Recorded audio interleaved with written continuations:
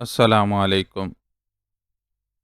بشرا نے گاڑی روک کر سامنے لگے بورڈ کی طرف دیکھا۔ بورڈ پر انگریزی میں لکھے تاج بیوٹی سیلون کے الفاظ جگمگا رہے تھے۔ ابھی شام گہری نہیں ہوئی تھی، اس کے باوجود بیوٹی سیلون کے اندر اور باہر کی ساری روشنیاں جل رہی تھیں۔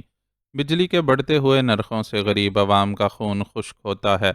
تاج بائی سے میڈم تاج کا سفر کرنے والوں کو کوئی فرق نہیں پڑتا۔ ایسی ہستیاں اپنے مہربانوں کے طفیل ہر طرح کی زحمت سے بچی رہتی ہیں، اور انہیں اس بات کی کوئی پرواہ نہیں ہوتی کہ ان کے حصے کا بل کوئی رئیس اپنی جیب سے ادا کرتا ہے یا کسی صاحب اختیار افسر کی کاریگری سے دوسرے صارفین کے حصے میں لگا دیا جاتا ہے۔ سو یوں تھا کہ سر شام میڈم تاج کے بیوٹی سیلون کی ساری روشنیاں جلتی تھیں۔ بورے گھنگریالے بالوں والی بشرا بالوں کی اونچی سی پونی ٹیل بنائے جدید تراش خراش کے ٹراؤزر اور اونچی قمیض میں ملبوس تھی، اور شانے سے پرس لٹکائے اپنی چھوٹی سی آلٹو سے اتر کر اس بیوٹی سیلون میں جا رہی تھی۔ یہ آلٹو اس نے کل ہی اپنے مکینک کے ذریعے خریدی تھی۔ سیکنڈ ہینڈ تھی، لیکن حفاظت سے استعمال کی گئی تھی، اس لیے دیکھنے میں نئی محسوس ہوتی تھی۔ اپنی پرانی ایف ایکس کو اس نے مکینک کے ہاتھوں ہی فروخت کر دیا تھا۔ زندگی بدل گئی تھی، اس لیے کچھ دوسری چیزوں کا بدلنا بھی ضروری ہو گیا تھا۔ اعجاز نے اسے شوکت کے قتل کے بارے میں تو نہیں، البتہ تاج اور بازل کے بارے میں چند دوسری اہم معلومات فراہم کی تھیں، اور ان معلومات سے کوئی فائدہ اٹھانے کا سوچ کر وہ یہاں چلی آئی تھی۔ اسے معلوم تھا کہ سیلون کے دو حصے ہیں، ایک حصہ خواتین کے لیے مخصوص ہے اور دوسرے حصے میں حضرات کو خدمات فراہم کی جاتی ہیں۔ سیلون کا مرکزی دروازہ ایک ہی تھا، لیکن اندر جا کر وہ دائیں بائیں دو حصوں میں تقسیم ہو جاتا تھا۔ بایاں حصہ مردوں کے لیے مخصوص تھا۔ بشرا نے اپنے کانوں پر ہینڈ فری چڑھائے ہوئے تھی اور موبائل کی سکرین پر نظریں جمائے یوں آگے بڑھتی جا رہی تھی جیسے اسے ارد گرد کے ماحول کی کوئی خبر ہی نہ ہو۔ وہ مردوں کے حصے میں جانے والے دھندلے گلاس ڈور کو کھول کر اندر داخل ہوئی تو پیچھے گیٹ پر موجود گارڈ نے اسے پکار کر اسے اس کی غلطی سے آگاہ کیا، لیکن وہ خود کو مگن ظاہر کرتی ہوئی آگے بڑھ گئی۔ دروازہ کھلنے پر استقبالیہ پر موجود متوجہ ہونے والی لڑکی کو بھی اس نے اس انداز میں نظر انداز کر دیا اور کسی بے نتھے بیل کی طرح اندرونی حصے میں گھستی چلی گئی۔ استقبالیہ پر موجود لڑکی ہڑبڑا کر اپنی سیٹ سے اٹھتی اور اسے روک پاتی، اس سے قبل ہی وہ ایک دروازے سے اندر داخل ہو چکی تھی اور یوں آنکھیں پٹ پٹاتے ہوئے ادھر ادھر دیکھ رہی تھی جیسے پہلی بار اپنے اطراف کے ماحول سے باخبر ہوئی ہو، حالانکہ وہ پہلے لمحے سے پوری طرح باخبر اور چوکنی تھی، اور اندر داخل ہوتے ہی صرف شارٹ میں ملبوس آرام دہ کاؤچ پر لیٹے اس شخص کی تصویر کھینچ لی تھی جس کے بالوں بھرے بازو پر ایک حسینہ کی انگلیاں متحرک تھیں، اور خود وہ دوسرے ہاتھ کی انگلیوں پر اس حسینہ کی ترشی ہوئی زلفوں کو لپیٹ رہا تھا۔ بشرا نے اسے دیکھتے ہی پہچان لیا۔ وہ ایک مشہور ڈرامہ آرٹسٹ تھا اور مختلف چینلز پر تواتر سے چلنے والے ہر دوسرے ڈرامے میں ہیرو کے رول میں نظر آتا تھا۔ بشرا نے تصویر بغیر فلیش کے اور اتنی پھرتی سے کھینچی تھی کہ ہیرو صاحب اور اس کے ساتھ موجود لڑکی کو اندازہ بھی نہیں ہو سکا تھا۔ سوری، میں شاید بے خیالی میں غلط جگہ پر آ گئی ہوں۔ اپنی آمد پر ان دونوں کے چونکنے پر اس نے بوکھلائے اور سٹپٹائے ہوئے لہجے میں معذرت طلب کی۔ ایکسکیوز می میم، میں نے آپ کو اتنی آوازیں دیں، پھر بھی آپ نے میری آواز نہیں سنی۔ اسی وقت استقبالیہ پر موجود لڑکی بھی اس کے پیچھے چلی آئی اور دبی دبی خفگی کا اظہار کرنے لگی۔ اس بیوٹی سیلون میں عموماً اونچی حیثیت کے لوگ ہی آیا کرتے تھے، اس لیے بشرا سے خفا ہونے کے باوجود وہ اس سے آواز نیچی رکھ کر ہی بات کر رہی تھی۔ سوری، ایکچولی میں اپنے فیانسی سے بات کر رہی تھی، اس لیے مجھے اپنے آس پاس کا بالکل بھی دھیان نہیں تھا۔ چہرے پر شرمندہ سے تاثرات لاتے ہوئے اس نے نہایت معصومیت سے معذرت کی۔ اٹس اوکے، آپ میرے ساتھ آئیں۔ استقبالیہ لڑکی نے اس بار بھی بس اخلاقیات ہی نبھائی، ورنہ اس کا بس نہیں چل رہا تھا کہ بالوں سے پکڑ کر اسے باہر نکالتی۔ بشرا کسیانی ہنسی ہنستی ہوئی اس کے پیچھے چل پڑی۔ سنو، یہ وہ تھے نا، وہ مشہور ہیرو جو کسی کو لفٹ نہیں کرواتے؟ تم مجھے ایک چانس دو تو میں جلدی سے ان سے آٹوگراف لے کر آ جاتی ہوں۔ وہ یوں اپنا پرس کھول کر اسے ٹٹولنے لگی جیسے آٹوگراف لینے کے لیے کوئی معقول شے تلاش کر رہی ہو۔ سوری میم، وہ یہاں سکون سے ہماری سروسز لینے آتے ہیں، لوگوں کو آٹوگراف دینے نہیں۔ آپ پہلے ہی انہیں ڈسٹرب کر چکی ہیں، پلیز اب اور نہیں۔ بہتر ہوگا کہ آپ جس کام سے یہاں آئی ہیں اسے فوکس کریں۔ لڑکی کے انداز سے ظاہر تھا کہ وہ بمشکل اپنا غصہ ضبط کر رہی ہے۔ بشریٰ نے اسے مزید زج کرنا مناسب نہیں سمجھا اور جھنپی ہوئی مسکراہٹ کے ساتھ بولی، ایکچولی مجھے ہیئر ڈائی کروانا ہے۔ میری ایک فرینڈ مسز سونیا خان نے مجھے ریکمینڈ کیا تھا۔ اس کے لیے آپ کو گیٹ سے اندر آ کر رائٹ سائڈ پر جانا چاہیے تھا۔ وہاں گلاس ڈور پر ریڈ کلر سے بڑا بڑا لیڈیز لکھا ہوا بھی ہے۔ اس نے بشریٰ کو اطلاع دی۔ ہاں، وہ میں نے بتایا نا کہ میں اپنے فیانسی سے بات کر رہی تھی اور اس کی بات سننے کے چکر میں کسی طرف دھیان ہی نہیں دے سکی۔ اس نے ایک بار پھر شرمندگی کا اظہار کیا اور باہر نکل کر لیڈیز کے لیے مخصوص حصے کی طرف بڑھ گئی۔ مردانہ حصے میں اسے کوئی خاص کام نہیں تھا اور وہ بس یہاں کے بارے میں سنی داستانوں کی تصدیق کے لیے اس طرف آ گھسی تھی۔ اسے یہ بھی اندازہ نہیں تھا کہ اس نے جو تصویر کھینچی ہے اس کا کوئی فائدہ بھی ہوگا یا نہیں۔ اس نے اپنی صحافیانہ رگ پھڑک جانے کے باعث یہ حرکت کر ڈالی تھی اور اب اس کام کو کرنے جا رہی تھی جس کے لیے یہاں آئی تھی۔ زنانہ حصے کے استقبالیہ پر اس نے اپنی آمد کا مقصد بتاتے ہوئے فرمائش کی کہ یہ سروس وہ صرف مہناز سے لینا پسند کرے گی۔ یہاں بھی اس نے بلا تکلف سونیا کا حوالہ استعمال کیا۔ یہاں آنے سے پہلے وہ سونیا سے بات کر کے آئی تھی اور اسے معلوم ہوا تھا کہ سونیا بھی اس بیوٹی سیلون سے استفادہ کرتی ہے، اس لیے اس کا حوالہ دینے میں کوئی مذائقہ نہیں تھا۔ اعجاز نے اسے جو معلومات فراہم کی تھیں ان کے مطابق بیوٹی سیلون میں کام کرنے والی لڑکیوں میں سے کئی لڑکیاں وہ تھیں جن کے ذریعے میڈم تاج اپنا دھندا چلاتی تھی اور لڑکیوں کے ذریعے کسٹمرز کو گھیرا جاتا تھا۔ ایک نظارہ بھی وہ خود اپنی آنکھوں سے دیکھ کر آ رہی تھی۔ اس دھندے سے تو اسے اتنی دلچسپی نہیں تھی، لیکن مہناز میں دلچسپی لینے پر وہ اس لیے مجبور تھی کہ اعجاز نے اسے بتایا تھا کہ بازل اس لڑکی میں دلچسپی رکھتا ہے اور بازل کے حکم پر مہناز ہر اس جگہ پہنچنے کی پابند ہوتی ہے جہاں وہ اسے بلاتا ہے، یعنی مہناز کے ذریعے وہ بازل تک پہنچ سکتی تھی۔ چنانچہ مہناز سے تعلق قائم کرنا ضروری تھا۔ کچھ دیر کے انتظار کے بعد حسب فرمائش مہناز اسے سروسز فراہم کر رہی تھی۔ وہاں ایسے بہت سے کسٹمرز آتے تھے جو کسی مخصوص ایکسپرٹ سے ہی کام کروانا پسند کرتے تھے، اس لیے اس کی فرمائش کسی کے لیے غیر معمولی نہیں تھی۔ نہ ہی مہناز نے اس کے خود سے کیے گئے ڈھیروں سوالات پر کوئی تشویش محسوس کی تھی۔ اس کا ایسی خواتین سے واسطہ روزانہ کی بنیاد پر پڑتا تھا جو کام کروانے کے دوران بے تحاشا گفتگو کرتی تھیں۔ بشریٰ کو بھی اس نے ان خواتین میں شمار کیا تھا، لیکن بشریٰ جب وہاں سے روانہ ہوئی تو اپنے بالوں کی سنہری رنگت سمیت حاصل شدہ معلومات سے بھی مطمئن تھی۔ باتوں باتوں میں وہ مہناز سے اچھی خاصی دوستی گانٹ چکی تھی، یہاں تک کہ اس کا موبائل نمبر بھی اس کے موبائل میں محفوظ ہو چکا تھا اور یہ نمبر اس کے بہت کام آ سکتا تھا۔ سورج کی روشنی منہ پر پڑی تو وہ آنکھیں کھولنے پر مجبور ہو گیا۔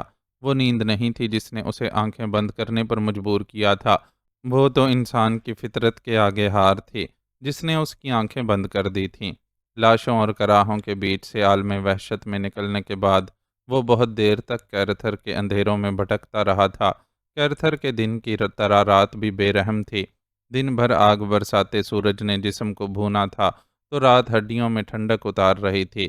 وہ دن بھر کے سفر سے تھکا ہوا تھا اور ڈاکوؤں کی اچانک آمد کی وجہ سے کھانا بھی پورا نہیں کھا سکا تھا۔ اس پر سے بارود اور خون کے کھیل نے بھی طبیعت مزمحل کر دی تھی۔ سو شکستہ جان اور شکستہ جسم کے ساتھ بہت دیر تک ٹھوکریں نہ کھا سکا اور ایک بار گرا تو ایسا گرا کہ اٹھنے کی سکت ہی نہ رہی تھی۔ یہ اصل میں قدرت کی اس پر مہربانی تھی کہ ان لمحوں میں اس سے قوت عمل چھین لی گئی تھی اور اپنی ٹوٹی پھوٹی حالت کے ساتھ وہ غنودگی میں چلا گیا تھا۔ نعمت کی طرح طاری ہونے والی اس غنودگی نے اس کے ذہن و جسم کو آرام کا موقع فراہم کر دیا اور جب وہ سورج کی تمازت سے جاگا تو اگرچہ بھوک اور پیاس کا احساس تھا، لیکن جسمانی اور ذہنی حالت پہلے کے مقابلے میں بہت بہتر تھی۔ اس بہتر ذہنی حالت نے اسے فرار کی بجائے بقا کے بارے میں سوچنے پر مجبور کیا۔ اسے اچانک ہی ایک شب دیکھا گیا اپنا خواب یاد آیا۔ اپنے خواب میں وہ کسی بے رحم صحرا میں بھٹکتا رہا تھا اور اب بنجر و بیاباں پہاڑوں میں بھٹکنے کے لیے تنہا تھا۔ اسے یکدم ہی احساس ہوا کہ وہ جن حالات کے حصار میں پھنس گیا ہے وہ اس کا مقصوم ہے اور وہ ان حالات سے کسی فرار کے ذریعے نجات حاصل نہیں کر سکتا۔ ان حالات سے نکلنے کے لیے اسے اپنی بقا کی جنگ لڑنی ہوگی۔ یہ جنگ کتنی طویل تھی فی الحال اسے اندازہ نہیں تھا، لیکن یہ ضرور جانتا تھا کہ جنگ کے پہلے مرحلے میں اسے یہاں سے نکلنے کی کوئی تدبیر کرنی ہوگی۔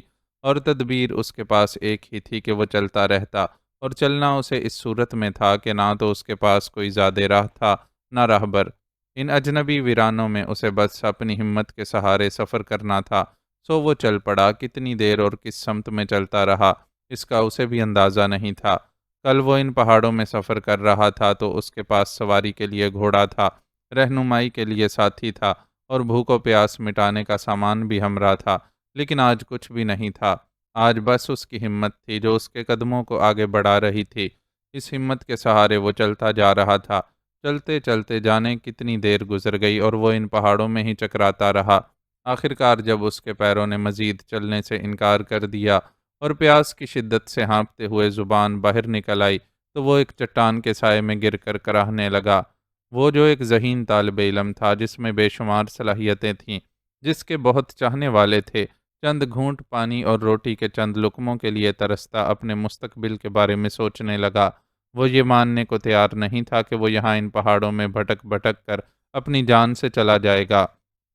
وہ جس کے بارے میں فیضو کہتا تھا کہ تم میں کوئی خاص بات ہے، کیسے اس طرح ختم ہو سکتا تھا؟ یہ خیال ذہن میں آیا تو ایک بار پھر اس کی ہمت جاگی اور وہ اٹھ کھڑا ہوا۔ اب یہ حال تھا کہ وہ چلتا تھا تو چلتا کم تھا، لڑکھڑاتا زیادہ تھا، لیکن اس کی ہمت اور عزم اسے رکنے نہیں دیتے تھے۔ یہ کوئی ہوش مندی میں کیا جانے والا سفر نہیں تھا، یہ بس جنون تھا جو اسے آگے بڑھا رہا تھا۔ جنون کی اس کیفیت میں چلتے ہوئے اسے احساس نہیں ہوا کہ کب سورج نے اپنا سفر مکمل کیا اور کیرتھر پر شام کے سائے پھیلنا شروع ہوئے۔ حقیقت میں اب اس کے حواس اس کا ساتھ چھوڑ رہے تھے، لیکن ان ساتھ چھوڑتے ہوئے حواس نے اپنی ناطاقتی کے باوجود کام دکھایا، اور اسے لگا کہ اس نے کہیں دور سے کسی گاڑی کے گزرنے کی آواز سنی ہے۔ یہ آواز زندگی سے رابطے کی امید تھی۔ آواز ابھر کر معدوم ہو گئی، لیکن وہ دیوانہ وار اس سمت دوڑا جہاں سے اس کے خیال کے مطابق آواز آئی تھی۔ اس آواز نے اس کے مختل ہوتے ہوئے حواس کو احساس دلایا تھا کہ قریب سے کوئی سڑک گزر رہی ہے، جس پر سے گزرتی گاڑی کی آواز اس نے سنی تھی۔ اپنی متعین کردہ سمت میں دوڑتے ہوئے وہ کئی بار لڑکھڑا کر گرا۔ اس کے جسم پر کئی چوٹیں اور خراشیں آئیں اور لباس کئی جگہ سے پھٹ گیا، پھر بھی وہ رکا نہیں۔ اس کے ہر بڑھتے قدم کے ساتھ تاریکی بھی بڑھتی جا رہی تھی، لیکن وہ اپنے اندر روشن ہو جانے والی امید کے دیے کی روشنی میں آگے بڑھ رہا تھا۔ اب راستہ پہلے جیسا دشوار نہیں رہا تھا، اور اسے لگ رہا تھا کہ وہ نشیب کی طرف جاتی کسی پگڈنڈی پر چل رہا ہے۔ چلتے چلتے وہ ایک بار پھر لڑکھڑایا تو دور تک لڑکتا چلا گیا۔ لڑکنے کا یہ سفر کسی شے سے ٹکرانے پر رکا، اور اس شے کے منہ سے بکھلاہٹ بھری آوازوں کے ساتھ گالیاں برآمد ہوئیں، تو اسے احساس ہوا کہ وہ راستے میں بیٹھے کسی انسان سے ٹکرایا ہے۔ انسان کی موجودگی کا احساس کتنا خوش کن تھا، یہ بس وہی سمجھ سکتا تھا۔ اسے گالیاں دیتے انسان نے ٹارچ کی روشنی اس کے چہرے پر ڈال کر جائزہ لینے کی کوشش کی تو تیز روشنی کے باعث وہ آنکھیں بند کرنے پر مجبور ہو گیا۔ تم کیا آسمان سے ٹپکے ہو بھائی؟ اس شخص نے حیرت سے اس سے سوال کیا، لیکن اس میں جواب دینے کا یارہ نہ تھا۔ وہ شخص خود ہی اس کی حالت کو سمجھ گیا اور اپنے پاس موجود پانی کی بوتل اس کے منہ سے لگائی۔ چند گھونٹ پانی پلا کر اس نے بوتل ہٹائی تو اگرچہ معاذ کی پیاس پوری طرح نہیں بجھی تھی، لیکن اس نے خود کو کافی بہتر محسوس کیا تھا۔ لگتا ہے تم اوپر پہاڑوں میں بھٹک گئے تھے اور خاصے بھوکے پیاسے ہو۔ اس کی حالت دیکھتے ہوئے اس شخص نے خود ہی اندازہ لگا لیا۔ معاذ صرف اسبات میں سر ہلا کر رہ گیا۔ میرا نام تنویر ہے، میں اسٹوڈنٹ ہوں، ان پہاڑوں پر اپنے مطالعاتی دورے پر آیا تھا۔ تمہاری طرح میں راستہ تو نہیں بھٹکا ہوں، لیکن دیر ہو جانے کی وجہ سے پریشانی کا شکار ہوں۔ یہاں نزدیک سے ہی سڑک گزر رہی ہے، اور ہمارے پاس ایک ہی راستہ ہے کہ ہم سڑک پر سے گزرنے والی کسی گاڑی کو روک کر لفٹ لے سکیں۔ ایسے راستوں پر لفٹ ملنا آسان نہیں ہوتا، لیکن میرے خیال میں تم کوشش کرو تو تمہیں لفٹ مل سکتی ہے۔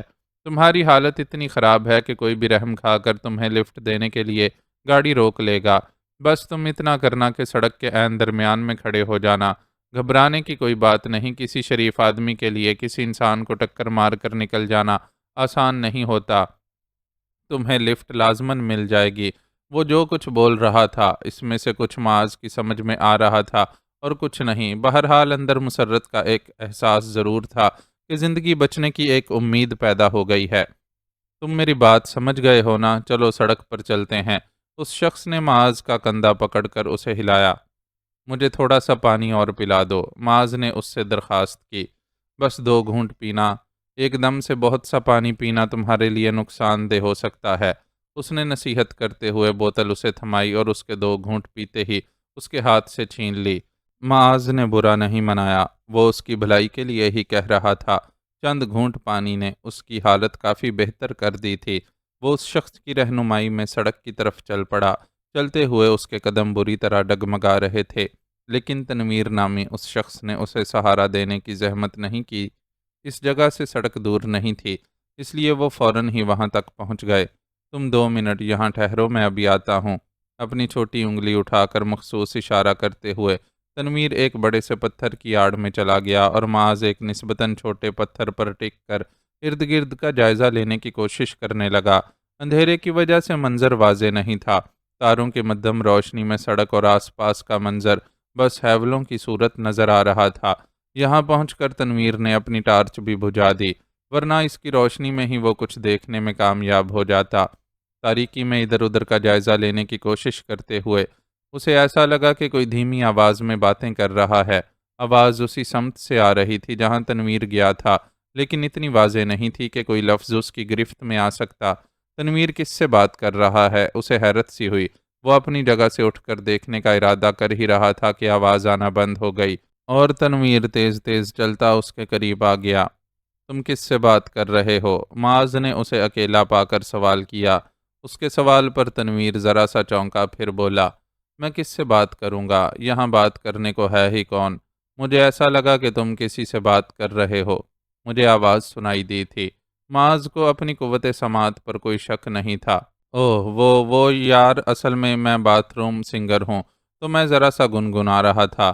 اس نے بے ڈھنگے انداز میں ہنستے ہوئے وضاحت دی تو معاذ خاموش ہو گیا، لیکن کچھ تھا جو اس کے ذہن میں اٹک گیا تھا۔ اپنے اس شک پر اسے مزید سوچنے کا موقع نہیں ملا۔ تنویر نے اس کا شانہ ہلاتے ہوئے تیز لہجے میں کہا، وہ دیکھو، روشنیاں نظر آ رہی ہیں، یقیناً کوئی گاڑی ہے، چلو جلدی سے سڑک کے بیچ میں جا کر کھڑے ہو جاؤ۔ معاذ اس کی ہدایت پر فوراً حرکت میں آ گیا۔ کوئی بھی گتھی سلجھانے سے زیادہ اہم مسئلہ اس علاقے سے نکلنے کا تھا۔ وہ اندازہ کر سکتا تھا کہ سڑک کی موجودگی کے باوجود یہاں سے بہت کم گاڑیاں گزرتی ہوں گی، خصوصاً اندھیرا ہو جانے کے بعد، اس لیے اس آنے والی گاڑی کو روکنا بہت ضروری تھا۔ سڑک زیادہ چوڑی نہیں تھی۔ وہ عین درمیان میں کھڑا ہو کر زور و شور سے ہاتھ ہلانے لگا۔ روشنیاں قریب آتی گئیں۔ پتلی سی سڑک پر اتنی گنجائش نہیں تھی کہ گاڑی چلانے والا اس سے پہلو کترا کر گزر جاتا۔ گاڑی کی رفتار دھیمی ہوئی اور زور زور سے ہارن بجا کر اسے سڑک سے ہٹ جانے کا اشارہ دیا گیا، لیکن وہ نہیں ہٹا۔ اس کے ذہن میں 2 ہی نکات تھے۔ اول، یہاں سے نکلنے کے لیے اس گاڑی میں لفٹ لینا لازمی ہے۔ دوم، کوئی شریف آدمی اسے ٹکر مار کر گاڑی آگے نہیں لے جا سکتا۔ وہ واقعی شریف آدمی تھا جس نے قریب پہنچ کر گاڑی روک لی، لیکن اس ویرانے میں روکے جانے کے باعث وہ بدکا ہوا تھا اور معاذ اس کے ہاتھ میں موجود گلوک گن دیکھ سکتا تھا۔ بے حد شاندار گاڑی اور مغرور سی پیشانی سے وہ جس حیثیت کا آدمی ظاہر ہو رہا تھا، اس کے پاس گلوک جیسی مہنگی گن کی موجودگی کوئی حیرت کی بات نہیں تھی۔ کیا بات ہے؟ کون ہو تم اور کیوں ہمارا راستہ روکا ہے؟ اکھڑ سے لہجے میں سوال کرتے ہوئے وہ کچھ پریشان بھی لگتا تھا اور بہت چوکنی نظروں سے ارد گرد کا جائزہ لے رہا تھا۔ اس کے برابر میں فرنٹ سیٹ پر ایک نسوانی وجود بھی موجود تھا۔ اس نے گہرے عنابی رنگ کی کڑھائی والی چادر کچھ اس انداز میں اپنے گرد لپیٹ رکھی تھی کہ آنکھوں کے علاوہ کچھ دکھائی نہیں دیتا تھا، اور فی الحال تو معاذ کی اس کی طرف توجہ ہی نہیں تھی۔ وہ مرد کے پوچھے گئے سوالوں کے جواب دینا چاہتا تھا، اور ابھی اس نے اس مقصد کے لیے منہ کھولا ہی تھا کہ تنویر اندھیرے سے نکل کر سڑک پر آ گیا اور مرد سے مخاطب ہو کر نہایت شستہ انگریزی میں بولا، زحمت کے لیے معذرت چاہتا ہوں سر، اصل میں جیولوجی کا اسٹوڈنٹ ہوں اور مطالعاتی دورے پر اپنے اس ملازم کے ساتھ اوپر پہاڑوں پر گیا تھا۔ وہاں ہمیں دیر ہو گئی اور ایک چھوٹا سا حادثہ بھی پیش آ گیا جس میں میرا ملازم زخمی ہو گیا۔ راستہ بھول جانے کی وجہ سے ہم اپنے ریسٹ ہاؤس واپس نہیں پہنچ سکے اور اس طرف آ نکلے۔ اگر آپ ہمیں لفٹ دے کر کسی مناسب جگہ تک پہنچا دیں تو میں متعلقہ لوگوں سے رابطہ کر کے اپنے لیے مدد منگوا لوں گا۔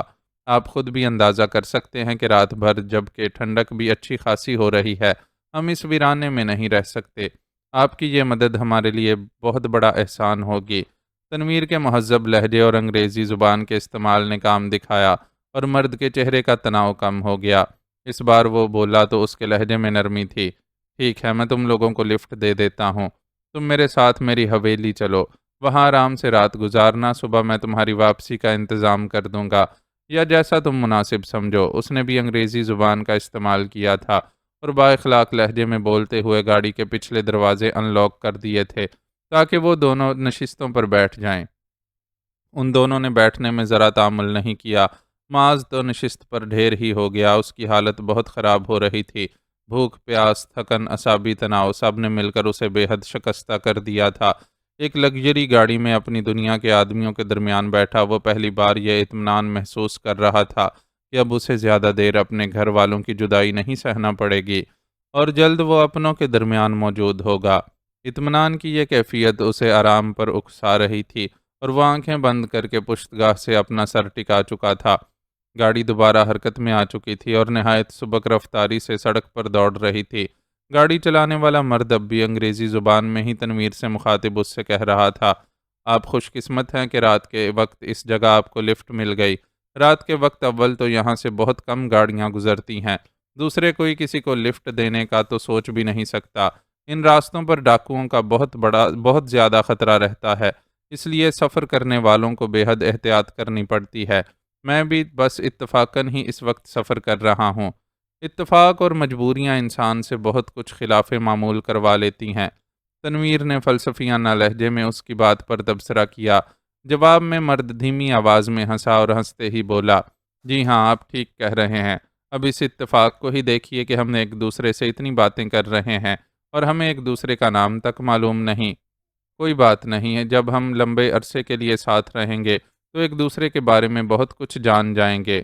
تنویر کے لہجے میں عجیب سی بات تھی۔ گاڑی چلاتے ہوئے مرد چونکا۔ کیا مطلب؟ حیرت سے پوچھتے ہوئے اس نے تنویر کی طرف دیکھنے کی بھی کوشش کی۔ آنکھیں بند کیے خاموشی سے ان کے درمیان جاری گفتگو کو سنتے ہوئے معاذ نے بھی چونک کر آنکھیں کھول دی تھیں، اور پھر ان دونوں ہی نے بیک وقت دیکھا تھا کہ تنویر کے ہاتھ میں ایک لمبی نال والا پسٹل تھا جو اس نے آگے بیٹھی عورت کے سر سے لگا دیا۔ وہ پچھلی نشستوں پر اس ترتیب سے بیٹھے تھے کہ معاذ ڈرائیونگ سیٹ کے پیچھے تھا اور تنویر عورت والی سیٹ کے پیچھے بیٹھا ہوا تھا۔ یہ کیا بےہودگی ہے؟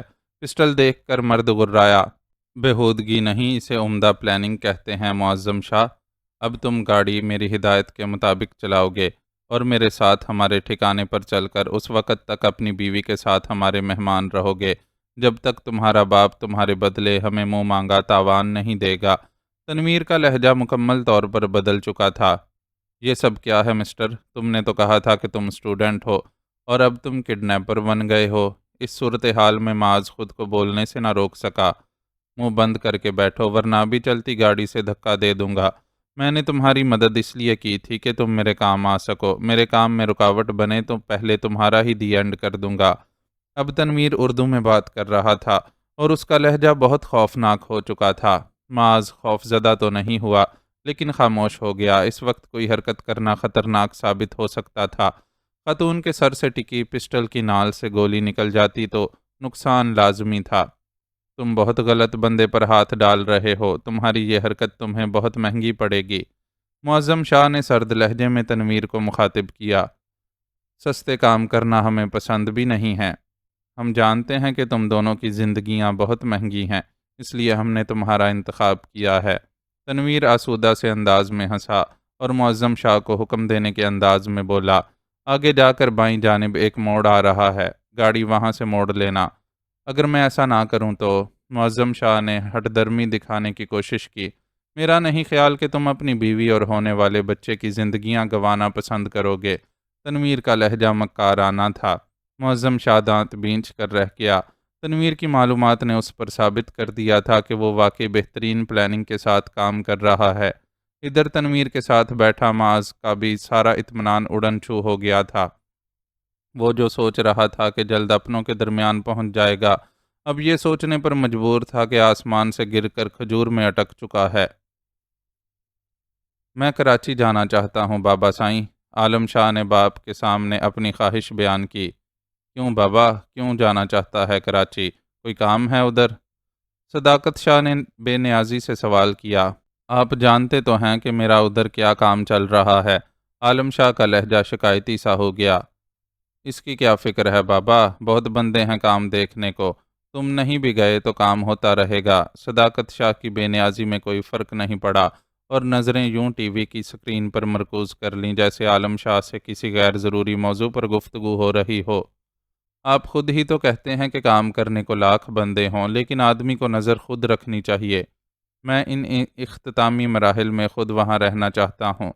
وہ مزاج کا قدرے تیز تھا، لیکن اس وقت مخاطب اس کا باپ تھا، اس لیے نرم انداز اور دھیمے لہجے میں گفتگو کرنا اس کی مجبوری تھی۔ ٹھیک ہے، تھوڑے دنوں میں چلے جانا، ہم بھی اس سلسلے میں بہت کچھ سوچ رہے تھے۔ ارادہ ہے کہ اپنی پارٹی کے کسی بڑے وزیر سے اوپننگ کروائیں گے تاکہ مارکیٹ میں شروع ہی سے لوگوں کو تمہاری اہمیت کا اندازہ ہو جائے۔ صداقت شاہ کا خاندان زمینداری سے صنعت کاری کی طرف جا رہا ہے، تو ذرا دھوم دھام سے یہ کام ہونا چاہیے۔ نرم و دبیز صوفے پر دھنسے بیٹھے وہ اب بھی ٹی وی کی سکرین پر ہی نظریں جمائے ہوئے تھے، لیکن عالم شاہ سے گفتگو کا سلسلہ بھی جاری تھا۔ عالم شاہ نے ایک کینہ توز نظر ٹی وی کی سکرین پر ڈالی، جہاں ایک سوٹڈ بوٹڈ اینکر پرسن ناک پر نفیس سی اینک ٹکائے ڈرامائی سے انداز میں جانے کون کون سے انکشافات، تبصرے اور تجزیے کرنے میں مصروف تھا۔ اسے اندازہ تھا کہ یہ اینکر پرسن اس کے باپ کی پارٹی کا کوئی نمک خوار ہوگا اور اپنے پروگرام میں ان کی پارٹی کے مخالفین میں سے کسی کی اس خوبی کے ساتھ لفظوں سے پھینٹی لگا رہا ہوگا کہ دیکھنے اور سننے والوں کو اس کی جانبداری کا ذرا بھی اندازہ نہیں ہو سکے گا۔ نشر ہونے والے اس قسم کے ٹاک شوز میں ایسے مداری کی ڈگڈگی پر ناچتے عوام کو بیوقوف بناتے رہتے تھے۔ مجھے آپ کے کسی پروگرام سے اختلاف نہیں ہے، لیکن اب مجھے آپ کراچی جانے کی اجازت دے دیں۔ آپ کی خواہش پر میں اتنے دنوں سے یہاں ہوں، لیکن اب میں بور ہو چکا ہوں اور میرے لیے وقت کاٹنا مشکل ہو گیا ہے۔ اگر آپ کو یہ ڈر ہے کہ میں وہاں واپس جا کر دوبارہ اپنے دوستوں سے رابطہ کروں گا تو بے فکر رہیے، میں ایسا کوئی ارادہ نہیں رکھتا۔ جو کچھ ہو چکا ہے اس کے بعد میں اس لائق ہی نہیں رہا کہ اپنے دوستوں کے سامنے جا کر ان سے نظریں ملا سکوں۔ یوں بھی اب بچا ہی کون ہے۔ یہ سب بولتے ہوئے عالم شاہ کی آنکھوں میں سرخی سی آ گئی تھی۔ اسے لاکھ بے خبر رکھنے کی کوشش کی جاتی، ٹیلی ویژن اور اخبارات کے ذریعے خبریں اس تک پہنچ ہی گئی تھیں۔ حنین کی موت اور بشرا پر بیتی قیامتیں سب اس کے علم میں آ چکا تھا، لیکن باپ کے حکم کی تعمیل میں وہ گاؤں میں ہی رکے رہنے پر مجبور تھا۔ کب جانے کا ارادہ رکھتے ہو؟ صداقت شاہ نے اس سے پوچھا۔ کل صبح ہی روانہ ہو جاؤں گا، اس نے آگاہ کیا۔ ٹھیک ہے، چلے جانا، لیکن یاد رکھنا کہ تمہیں صرف اپنے کام سے کام رکھنا ہے۔ کسی پرائی جنگ میں اپنے اکلوتے بیٹے کو میں نہیں جھونک سکتا۔ اسے اجازت دیتے ہوئے انہوں نے تنبیہ کرنا ضروری سمجھا۔ جی بہتر، وہ روکھے سے لہجے میں جواب دے کر کھڑا ہو گیا۔ سونے کے لیے اپنے کمرے میں جانے سے قبل وہ ڈرائیور کے لیے الصبح روانگی کی تیاری کے احکامات جاری کرنا نہیں بھولا تھا۔ اس رات اپنی آمد کے بعد سے شاید پہلی بار اسے ڈھنگ کی نیند آئی۔ وہ بہت گہری نیند میں تھا جب دروازے پر ہونے والی زوردار دستک نے اسے جاگنے پر مجبور کر دیا۔ بمشکل آنکھیں کھول کر اس نے دستک دینے والے کو اندر آنے کی اجازت دی۔ وہ ایک ملازم تھا جس کے چہرے پر ہوائیاں اڑ رہی تھیں۔ کیا بات ہے؟ اس نے اکھڑ لہجے میں دریافت کیا۔ معافی چاہتا ہوں سائیں، پر مجبوری تھی، وڈی سائن نے آپ کو بلایا ہے۔ ملازم نے ہاتھ جوڑ کر معذرت کرتے ہوئے اسے پیغام دیا تو وہ حیران رہ گیا کہ اتنی رات گئے اماں سائیں نے اسے کیوں بلوایا ہے۔ ملازم کے چہرے پر اڑتی ہوائیاں بھی اسے کسی غیر معمولی بات کا پتہ دے رہی تھیں، لیکن اس نے ملازم سے تحقیق و تفتیش میں وقت ضائع کرنا مناسب نہ سمجھا اور اماں کا پیغام ملتے ہی فوراً بستر چھوڑ کر ان کے کمرے کی طرف چل پڑا۔ اس طرف جاتے ہوئے اس نے ماں کی تیز سسکیاں سنی اور دیکھا کہ وہ مسحری کی پشت گاہ کے ساتھ رکھے تکیوں کے سہارے نیم دراز بری طرح آنسو بہا رہی ہے، اور ان کی خاص ملازمہ کے ساتھ ساتھ اس کی چھوٹی بہن مومل بھی انہیں سنبھالنے اور دلاسے دینے میں مصروف ہے۔ یکدم ہی اس کا ذہن صداقت شاہ کی طرف گیا۔ جب سے وہ دل کی تکلیف میں مبتلا ہوئے تھے، ان کی طرف سے دل کا دھڑکا سا لگ گیا تھا۔ وہ اس پر کبھی کبھار بہت زیادہ اپنی مرضی چلاتے تھے، لیکن وہ اپنے لیے ان کی بے پناہ محبت سے بھی واقف تھا، اس لیے کبھی ان کی طرف سے دل میلا ہوا تھا، نہ ان سے محبت میں کمی آئی تھی۔ اب بھی ان کے حوالے سے دل میں اندیشہ جاگا تو لگا دل کو کسی نے مٹھی میں بینچ لیا ہے۔ عالم، ہم برباد ہو گئے پت، ہم لٹ گئے، وڈیرن نے اسے دیکھتے ہی دہائی دی اور مسحری سے اتر کر اس کی طرف بڑھنے کی کوشش کرنے لگی۔ عالم شاہ ماں کا مقصد سمجھ گیا اور خود لپک کر ان کے قریب پہنچ کر دونوں ہاتھوں سے ان کے شانوں کو تھاما۔ وہ فوراً ہی اس سے لپٹ کر بلند آواز میں رونے لگیں۔ ان کے قریب کھڑی مومل کی آنکھوں میں سے بھی آنسو ٹپکنے لگے۔ بابا سائیں کہاں ہیں؟ متوحش سا عالم شاہ اپنا جملہ مکمل نہیں کر سکا تھا کہ اس نے صداقت شاہ کی آواز سنی۔ وہ کسی سے موبائل پر بات کرتے ہوئے اندر آ رہے تھے۔ انہیں صحیح سلامت دیکھ کر جہاں عالم شاہ کے سینے سے ایک اطمینان بھری سانس خارج ہوئی، وہاں الجھن میں بھی اضافہ ہو گیا کہ پھر آخر ایسا کیا ہوا ہے جو ماں اتنی بری طرح رو رہی ہے اور سب گھبرائے ہوئے اور پریشان ہیں۔ یہاں تک کہ اسے صداقت شاہ کے چہرے پر بھی بے پناہ پریشانی کے تاثرات نظر آ رہے تھے اور یوں لگتا تھا کہ کسی نے ان کے چہرے کا سارا خون نچوڑ لیا ہو۔ خیریت تو ہے بابا سائیں؟ مجھے بھی تو بتائیں کہ کیا ہوا ہے؟ اس نے ان سے دریافت کیا۔ بہت بری خبر ہے، بہت بری خبر، اسے جواب دیتے ہوئے ان کا لہجہ بے حد شکستہ تھا۔ بے حد پریشانی کے عالم میں انہوں نے اسے جو اطلاع دی اسے سن کر وہ بھی ساکت رہ گیا۔ بھلا ایسا کیسے ہو سکتا تھا؟ وہ خبر سن کر بھی بے یقین تھا۔ معظم شاہ نے تنویر کے حسب ہدایت گاڑی آنے والے موڑ سے بائیں طرف لے لی تھی۔ یہاں باقاعدہ سڑک نہیں تھی، بس کچا پکا سا ایک راستہ تھا جو وہ معظم شاہ کی شاندار گاڑی میں آسانی سے طے کرتے چلے جا رہے تھے۔ ابھی انہوں نے اس راستے پر چند گز کا فاصلہ ہی طے کیا تھا کہ سامنے جگنوں سے چمکتے دکھائی دیے۔ لمحے بھر میں ہی اندازہ ہو گیا کہ اصل میں وہ 2 عدد ٹارچیں ہیں جنہیں وقفے وقفے سے جلایا بجھایا جا رہا ہے۔ گاڑی روک لو۔ ان جلتی بجھتی روشنیوں کو دیکھتے ہی تنویر نے حکم صادر کیا۔ معظم شاہ کے پاس اس حکم کی تعمیل کے سوا کوئی چارہ نہیں تھا۔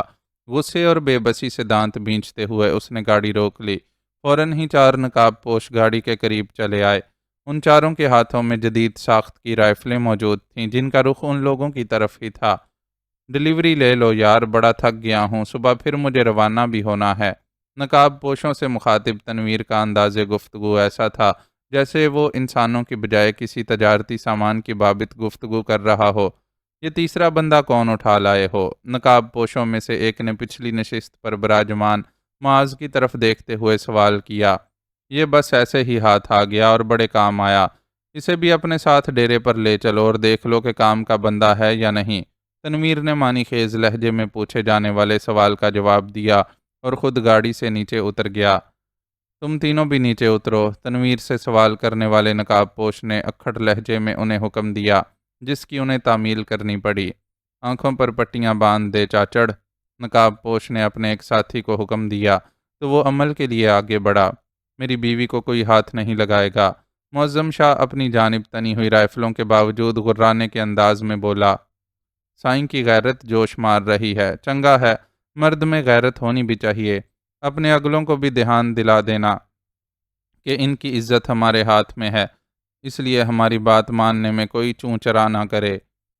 وہی نقاب پوش کہا لگا کر بولا جو اب تک ان سے گفتگو کر رہا تھا۔ معظم شاہ اس کی بات کے جواب میں کچھ نہیں بولا اور صرف ہونٹ بھینچ کر رہ گیا۔ یہ لو، تم خود اپنے ہاتھ سے اپنی زال کو پٹی باندھ دو۔ چاچڑ کے نام سے مخاطب کیے گئے بندے کے ہاتھ سے ایک پٹی لے کر اس نے معظم شاہ کی طرف بڑھائی تو معظم شاہ نے اسے سخت نظروں سے گھورا ضرور، لیکن پٹی لے لی اور اپنی بیوی کی آنکھوں پر باندھنے لگا۔ بڑی سی چادر کے حصار میں لپٹی وہ بالکل خاموش تھی۔ تنویر کے پسٹل کی نال اپنے سر پر ٹکے ہونے کے دوران بھی اس نے اسی خاموشی اور سکون کا اظہار کیا تھا۔ اگر وہ خوف زدہ تھی بھی تو اس کے کسی رویے سے اس بات کا اظہار نہیں ہوا تھا۔ اس کی آنکھوں پر پٹی باندھے جانے کے دوران معاذ کی آنکھوں پر بھی پٹی باندھ دی گئی تھی۔ یہی عمل معظم شاہ کے ساتھ بھی دہرایا گیا۔ آگے بڑھو، نقاب پوشوں کو لیڈ کرنے والے نے اپنی رائفل سے معاذ کے پہلو میں ٹہوکا دیا تو وہ لڑکھڑاتا ہوا آگے بڑھا۔ بھوک و پیاس نے جو حالت خراب کی تھی وہ اپنی جگہ تھی، لیکن اب وہ چلنے میں بھی خاصی تکلیف محسوس کر رہا تھا۔ پہاڑوں پر ٹھوکریں کھاتے ہوئے اس کے جوتے جگہ جگہ سے پھٹ گئے تھے اور زخمی ہو جانے والے پیروں پر سوجن چڑھ گئی تھی، جس کی وجہ سے جوتا پیروں میں تنگ ہو کر مزید تکلیف کا باعث بن رہا تھا۔ اچھی بات یہ ہوئی کہ اسے چند قدم سے زیادہ نہیں چلنا پڑا اور ایک دوسری گاڑی میں بٹھا دیا گیا۔ آوازوں سے اسے اندازہ ہو رہا تھا کہ معظم شاہ اور اس کی بیوی کو بھی اسی گاڑی میں سوار کروایا گیا ہے۔ معظم شاہ کا موبائل اور گن تنویر راستے میں ہی لے چکا تھا۔ اس دوسری گاڑی میں بٹھانے سے قبل باقاعدہ تلاشی بھی لی گئی، جس پر معظم شاہ نے ہلکا سا احتجاج کیا اور ساتھ ہی تنبیہ بھی کی کہ اس کی بیوی کی تلاشی نہ لی جائے۔ اس کا یہ مطالبہ مان لیا گیا۔ ایک عورت کی طرف سے انہیں کسی ہتھیار وغیرہ کی موجودگی کا خدشہ بھی نہیں ہوگا۔ معاذ کی خستہ حالی دیکھ کر اس کی بھی زیادہ اچھی طرح تلاشی نہیں لی گئی تھی، اور جسم کے مختلف حصوں پر ہاتھ مار کر صرف اس بات کا اطمینان کیا گیا تھا کہ اس کے پاس کوئی ہتھیار تو موجود نہیں ہے۔ اس کے پاس ہتھیار نہیں تھا۔ لیلا کا 22 بور کا ریوالور وہ اسی مقام پر گرا آیا تھا جہاں اس کی اپنے ساتھی کے ساتھ ڈاکوؤں سے مڈ بھیڑ ہوئی تھی۔ وہ بالکل خالی ہاتھ تھا اور اس کے پاس اپنی گھیردار شلوار کی جیب میں موجود فیضو کے دیے چند تحائف کے سوا کچھ بھی موجود نہیں تھا۔ چند چھوٹی پوڑیوں میں موجود صفوف وغیرہ دیکھنے میں ایسی چیزیں تھیں کہ اگر ان لوگوں کو اس کے پاس ان چیزوں کی موجودگی کا علم ہو جاتا تب بھی معترض نہ ہوتے۔ بہرحال تلاشی میں وہ چیزیں سامنے ہی نہیں آئی تھیں، اور انہیں گاڑی میں بٹھانے کے بعد ایک بار پھر سفر کا سلسلہ شروع ہو گیا تھا۔ سفر طویل تھا اور بیٹھے بیٹھے ٹانگیں شل ہونے لگی تھیں۔ معاذ کو معظم شاہ کی بیوی کا خیال آیا۔ تنویر نے اس کے حاملہ ہونے کا ذکر کیا تھا۔ ایسی حالت میں اعصابی تناؤ اور یہ طویل سفر اس کے لیے باعث تکلیف ہوتا، لیکن اس کی طرف سے کوئی رد عمل ظاہر نہیں ہو رہا تھا۔ وہ عجیب ہی عورت تھی جو ان حالات میں عام عورتوں کی طرح کوئی رد عمل ظاہر ہی نہیں کر رہی تھی۔ خوف، تکلیف، غصہ کچھ بھی تو اس کی طرف سے ظاہر نہیں کیا گیا تھا۔ کسی عورت کی طرف سے اتنی مکمل خاموشی کا مظاہرہ وہ پہلی دفعہ دیکھ رہا تھا، اور اب تو اسے شک ہونے لگا تھا کہ کہیں وہ عورت گونگی ہی نہ ہو۔ ویسے اس صورتحال میں کچھ بولنے کا فائدہ بھی نہیں تھا۔ معظم شاہ نے کئی بار یہ کوشش کر کے دیکھ لی تھی۔ وہ جاننا چاہتا تھا کہ وہ لوگ اس کے باپ سے کیا مطالبہ کرنا چاہتے ہیں۔ اس نے انہیں پیشکش کی تھی کہ اگر وہ اس کے باپ سے بات کروا دیں تو وہ ابھی انہیں ان کی مطلوبہ رقم بھیجنے پر راضی کر لے گا، لیکن اسے کوئی جواب نہیں دیا گیا تھا۔ یہاں تک کہ اس نے جھنجھلا کر طیش میں 2-4 گالیاں بھی دے ڈالی تھیں، تب بھی انہیں لے جانے والے خاموش رہے تھے۔ تھک ہار کر معظم شاہ کو بھی خاموشی اختیار کرنا پڑی تھی۔ خاموشی اتنی کامل تھی کہ باہر کی کوئی بھی آواز سنائی نہیں دے رہی تھی۔ اس کی ایک وجہ تو یہ ہو سکتی تھی کہ وہ ویرانوں میں سفر کر رہے تھے، یا پھر یہ تھا کہ گاڑی مکمل طور پر ساؤنڈ پروف تھی۔ معاذ کو اپنا یہ دوسرا خیال ہی زیادہ درست لگ رہا تھا۔ ویرانے میں بھی کوئی نہ کوئی آواز تو سنائی دے جاتی ہے، چاہے کسی جانور کی ہی آواز ہو، لیکن وہاں کچھ سنائی نہیں دے رہا تھا۔ اس جمود نے طبیعت میں بیزاری سی پیدا کر دی تھی۔ بوریت اور بیزاری جسمانی تھکن کے ساتھ ملیں تو معاذ آہستہ آہستہ غنودگی میں چلا گیا۔ کتنی دیر سویا اسے خود بھی اندازہ نہ ہو سکا۔ کندھا زور سے جھنجھوڑے جانے پر اس کی آنکھ کھلی، لیکن آنکھ کھلنے کا بھی کوئی فائدہ نہیں تھا۔ آنکھوں پر اب بھی پٹی بندھی ہوئی تھی، اور وہ کچھ بھی دیکھنے سے قاصر تھا۔ باہر نکلو، کسی نے سخت لہجے میں کہتے ہوئے اسے ٹہوکا دیا تو اسے احساس ہوا کہ گاڑی رکی ہوئی ہے، یعنی وہ اپنی منزل تک پہنچ چکے تھے۔ اپنی اکڑی ہوئی ٹانگوں کو حرکت میں لا کر گاڑی سے اترنے میں اسے تھوڑی سی دقت ہوئی، اور جب زمین پر قدم جما کر سیدھا کھڑا ہوا تو پورے جسم میں درد کی لہر سی دوڑ گئی۔ نکاہت اور تکلیف کے آپس میں ملنے سے اسے چکر سا آ گیا، لیکن اپنی مضبوط قوت ارادی کے باعث وہ خود کو سنبھالنے میں کامیاب ہو گیا۔ آنکھوں پر بدستور بندی پٹیوں سمیت انہیں اس جگہ سے آگے بڑھایا جانے لگا۔ کچھ نظر نہ آنے کے باوجود محسوس ہو رہا تھا کہ اب وہ کسی عمارت میں ہیں۔ تھوڑا سا چلنے کے بعد انہیں سیڑھیاں اترنے کے سلسلے میں ہدایت دی گئی، یعنی اب وہ کسی تہہ خانے میں لے جائے جا رہے تھے۔ سیڑھیاں اترنے کے بعد وہ تہہ خانے کے کسی کمرے میں لے جائے گئے اور ان کی آنکھوں سے پٹیاں اتار دی گئیں۔ وہاں روشنی تھی۔ بہت دیر آنکھوں پر پٹی بندی رہنے کے باعث آنکھیں چندیا گئیں۔ ادھر باتھ روم موجود ہے، تم میں سے جس کو ضرورت ہو اسے استعمال کر سکتا ہے۔ ابھی تھوڑی دیر میں تم لوگوں کے لیے ناشتہ آ جائے گا۔ نقاب پوش رائفل بردار تعداد میں اب 2 ہی رہ گئے تھے۔ ان میں سے ایک نے ان تینوں کو اطلاع دی اور دروازے کی طرف بڑھ گیا۔ اس کا ساتھی دروازے کے قریب ہی رائفل تانے بالکل چوکنا کھڑا تھا۔ میری کسی سے بات کرواؤ، میں یہاں تمہارے ناشتے کھانے کی دعوتیں اٹینڈ کرنے کے لیے نہیں رہ سکتا۔ مجھے اپنی بیوی کے ساتھ یہاں سے واپس جانا ہے۔ معظم شاہ نے غصیلے لہجے میں پکار کر اس شخص سے کہا۔ صبر سائیں صبر، ایسے معاملات اتنی جلدی میں طے نہیں ہوتے۔ ابھی آپ کو ادھر ہی رہنا پڑے گا، اس لیے بہتر ہے کہ میری بات مانو اور تھوڑا کھا پی کر آرام کرو۔ اس شخص نے مڑ کر نرمی سے معظم شاہ کو جواب دیا اور باہر نکل گیا۔ دروازے کے قریب کھڑا اس کا ساتھی بھی الٹے قدموں باہر نکل گیا اور باہر نکل کر پھرتی سے دروازہ بند کر دیا۔ دروازہ باہر سے لاک کر دیا گیا ہوگا، یہ بات وہ تینوں ہی سمجھتے تھے۔ معظم شاہ نے ایک غسیلی نظر بند دروازے پر ڈالی اور دوسری معاذ پر ڈالتے ہوئے تند لہجے میں پوچھنے لگا، تم کون ہو؟ میں معاذ ہوں، اس نے سادگی سے جواب دیا۔ کون معاذ؟ امریکہ کے صدر، جسے ساری دنیا جانتی ہے۔ معظم شاہ کو اس کا مختصر جواب پسند نہیں آیا اور مزید تندی اور تلخی سے بولا، میرے خیال میں ہمیں کافی عرصے ساتھ رہنا پڑے گا، میں ذرا ٹھہر کر آپ سے اپنا تفصیلی تعارف کروا دوں گا، فی الحال مجھے فریش ہونے کی سخت ضرورت ہے۔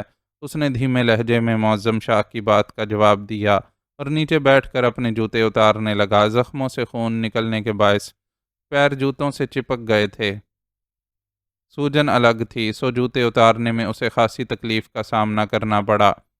دانتوں کو سختی سے بینچ کر وہ اس اذیت سے گزر گیا۔ معظم شاہ اب بھی اسے شک بری کی ناتوز نظروں سے دیکھ رہا تھا، لیکن اس کی خاموش کردار بیوی نے اس کا ہاتھ اپنے نرم و نازک ہاتھ میں اس طرح پکڑ رکھا تھا جیسے اسے کسی بھی حرکت سے باز رکھنا چاہتی ہو، اور وہ واقعی رکا ہوا تھا۔ اس منظر کو دیکھ کر معاذ زیر لب مسکرایا۔ یہ نازک سی عورت کا ہی کمال ہوتا ہے جو بڑے بڑے بکھرے ہوئے سمندروں کو سنبھال لیتی ہیں۔ وہ اٹھ کر باتھ روم میں چلا گیا۔ باتھ روم زیادہ بڑا نہیں تھا، لیکن ضروری لوازمات موجود تھے، یہاں تک کہ گرم پانی کی لائن بھی تھی۔ گرم پانی سے شاور لے کر اس کے پھوڑے کی طرح دکھتے جسم کو خاصا سکون ملا۔ پیروں کی تکلیف میں بھی اس نے خاصا افاقہ پایا۔ باہر موجود جوڑے کا خیال نہ ہوتا تو شاید وہ کچھ اور دیر شاور کے نیچے کھڑا رہتا۔ ان لوگوں کا حلیہ اس کی طرح خراب تو نہیں تھا، لیکن فطری حاجات کے لیے تو بہرحال انہیں باتھ روم کے استعمال کی ضرورت تھی۔ سو خلاف خواہش اپنے غسل کو مختصر کرتے ہوئے وہ لباس پہن کر باہر آ گیا۔ لباس کی حالت بھی بے حد خراب تھی، لیکن مجبوری تھی کہ اس کے سوا کوئی دوسرا لباس میسر نہیں تھا۔ وہ باہر نکلا تو سامنے سجا ناشتہ نظر آ گیا۔ وہ بے حد بھوکا تھا، اس لیے فوراً ناشتے کی طرف لپکا۔ یہ انگریزی طرز کا ناشتہ تھا۔ سینکے ہوئے ٹوسٹ، مارجرین، جیم، ابلے ہوئے انڈے، نیم گرم دودھ اور گرما گرم کافی۔ وہ اتنا شدید بھوکا تھا کہ شاید ان چیزوں پر ٹوٹ ہی پڑتا، لیکن عین وقت پر عقل نے ساتھ دیا اور اسے یاد آ گیا کہ اتنے وقفے کے بعد معدے پر اچانک بہت سا بوجھ ڈال دینا خود اپنے اوپر ظلم ہوگا۔ بہت سا کھانے کی خواہش کو مضبوط قوت ارادی کے بل پر دباتے ہوئے اس نے گلاس میں 3/4 نیم گرم دودھ نکالا اور چھوٹے چھوٹے گھونٹ لینے لگا۔ دودھ پیتے ہوئے یکدم اسے اپنے گھر کے ڈائننگ روم کا منظر یاد آیا۔ اس کی امی بہت اہتمام اور خاصا بھاری بھرکم ناشتہ تیار کرتی تھیں، ویٹ کانشیس الینا پراٹھوں وغیرہ پر مشتمل۔ اس ناشتے کو کھانے سے اجتناب کرتی تھی، لیکن امی کو اس کا صرف سوکھے سلائس کھا کر کالج جانا گوارا نہیں ہوتا تھا، چنانچہ وہ زبردستی الینا کو دودھ پینے پر مجبور کرتی تھیں۔ اس وقت جہاں اسے برے برے منہ بنا کر دودھ پیتی الینا کی شکل یاد آئی، وہاں یہ بھی خیال آیا کہ ہر دم اپنے بچوں کے کھانے پینے کے لیے بے حد فکر مند رہنے والی امی کو اگر یہ پتہ چل جائے کہ ان کا بے حد لاڈلا اور چہیتا بیٹا کئی وقتوں کے فاقے سے ہے تو ان پر کیا گزرے گی۔ فکر مند تو خیر وہ اب بھی ہوں گی، اور اس کی جدائی میں جانے کس حال میں اپنے رات دن بتاتی ہوں گی۔ ماں کی تکلیف کا خیال آیا تو اس کا اپنا دل بھی اداس اور بے چین ہو گیا، اور بھوکا ہونے کے باوجود کھانے کی خواہش مرنے لگی۔ آہستہ روی سے دودھ کا گلاس خالی کرنے کے بعد اس نے ایک توس اٹھایا اور دھیرے دھیرے دانتوں سے کترنے لگا۔ اپنی ذہنی کیفیت کی وجہ سے وہ ان دونوں میاں بیوی کی طرف سے بھی غافل ہو گیا۔ وہ دونوں باتھ روم سے فریش ہو کر نکلنے کے بعد اس کے سامنے آ کر بیٹھے تو وہ ان کی طرف متوجہ ہوا اور ذرا جھنپی ہوئی مسکراہٹ کے ساتھ بولا، سوری، میں 2 دن کا بھوکا تھا، اس لیے ایٹیکیٹس کا خیال نہیں رکھ سکا اور آپ دونوں کا انتظار کیے بغیر ہی ناشتہ شروع کر دیا۔ ہم یہاں کسی دعوت پر نہیں آئے ہوئے کہ اس طرح کی فارمیلٹیز کی پرواہ کریں۔ ہماری طرف سے تم جو دل چاہے کرو، ہمیں کوئی اعتراض نہیں۔ ابھی تو میں یقین سے یہ بھی نہیں کہہ سکتا کہ تم ہماری طرح ان لوگوں کے قیدی ہی ہو، یا پھر کسی منصوبے کے تحت انہوں نے اپنے ایک ساتھی کو ہمارے ساتھ رکھا ہوا ہے۔ معظم شاہ تلخ لہجے میں اسے جواب دیتے ہوئے تھرموس میں سے کافی نکالنے لگا۔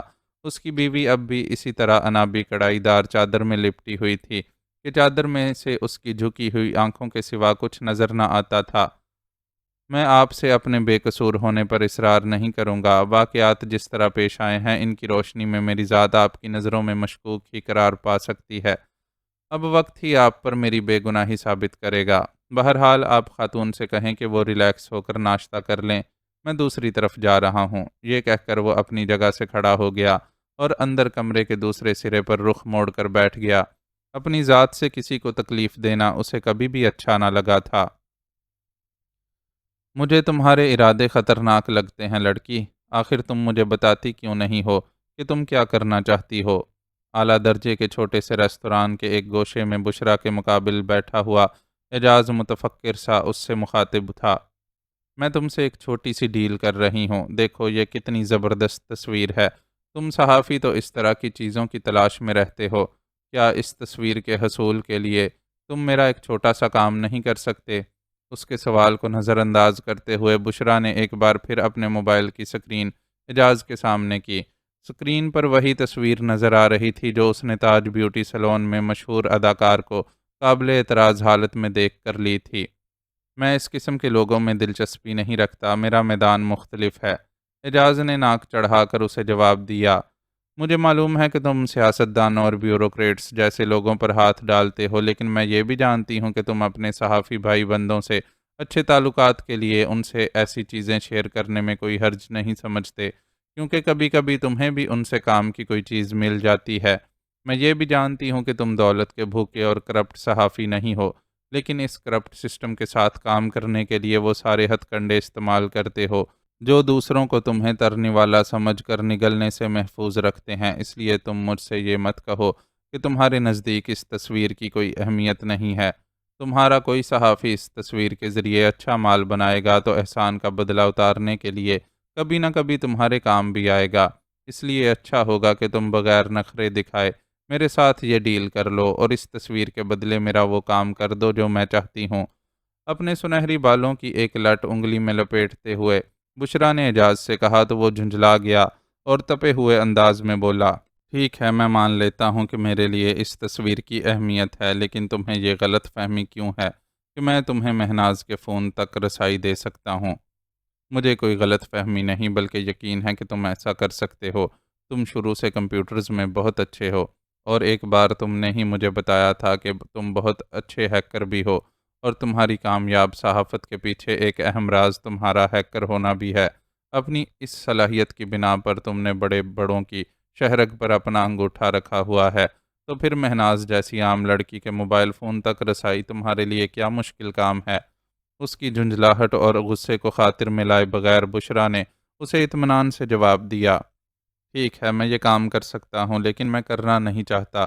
میں جانتا ہوں کہ تم اپنے آپ کو کسی نئی مصیبت میں ڈالنے جا رہی ہو اور میں تمہیں کسی نئی مصیبت میں گرفتار نہیں دیکھنا چاہتا۔ اعجاز دھیما پڑ گیا اور بہت خلوص سے اسے سمجھانے لگا، میں جس تکلیف اور مصیبت میں آلریڈی گرفتار ہوں اسے تم نہیں سمجھ سکتے اعجاز، کیونکہ تم نے اپنی ذات پر وہ سب نہیں سہا ہے جو میں نے سہا ہے۔ مجھ پر جو کچھ گزری ہے وہ میں نے کسی کو نہیں بتایا، بتا بھی نہیں سکتی تھی۔ اس رات کی ہر اذیت میرے دل پر رقم ہے اور سوال ہی پیدا نہیں ہوتا کہ میں اس سب کو بھول کر ایک نئی زندگی شروع کر سکوں۔ میں نے اپنے دل میں جو ٹھانی ہے وہ ہر حال میں پورا کروں گی۔ اس کے لیے مجھے تم جیسے مخلص اور بااعتماد دوستوں کی مدد ملے یا خطرناک لوگوں سے رابطہ کرنا پڑے، اس پر زیادہ سوچنے کی گنجائش نہیں ہے میرے پاس۔